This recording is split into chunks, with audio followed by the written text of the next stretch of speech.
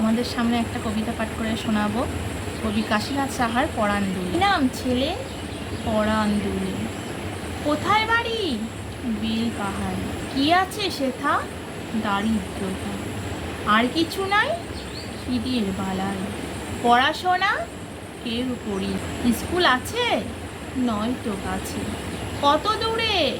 তেপান্তরে। Master কটা? মোটে একটা। স্কুল চলে কোলে মালে। বাবা আছেন? স্বর্গে গেছেন। মা কোথায়? রোগ সহ্য। সংসার চলে ভিক্ষা পেলে। থাকিস কোথায়? গাছের তলায়। ঝড় বাদলে ভিজি জলে। ডাক্তারখানা একটাও না।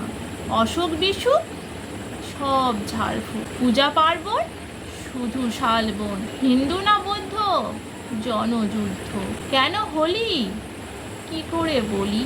পুলিশ আসে মাসে মাসে। এসে কি করে? মারে ধরে। তারপরে জেলেও পুরে। কি পাস জেলে?